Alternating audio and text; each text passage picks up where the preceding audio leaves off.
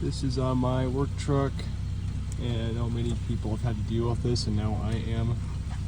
This is what's left of the fuel heater on the filter housing, and I originally just replaced the O-ring, and that slowed down the leak for a long time, but now it's getting worse.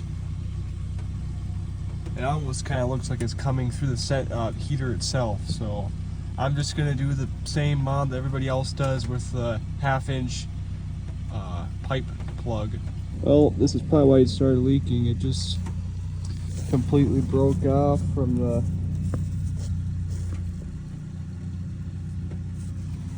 base, so it probably is just, that plastic is so brittle, it's just getting through cracks and stuff at this point. Okay, got the hole tapped. I just gotta clean those threads out.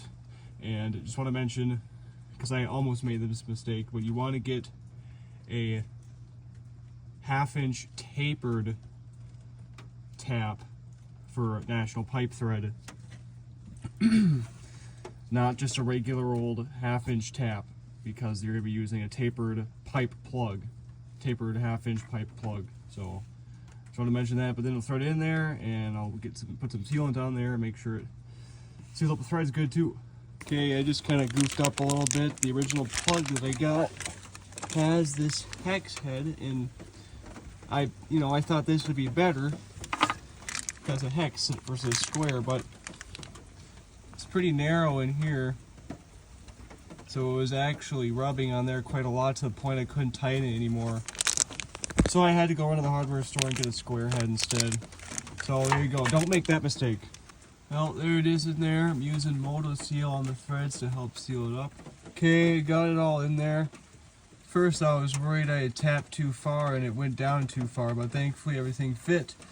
I had that metal plate in there without the heater components, just because it's like a spacer between the housing and the fitting, the brass fitting that goes between the housing and the filter.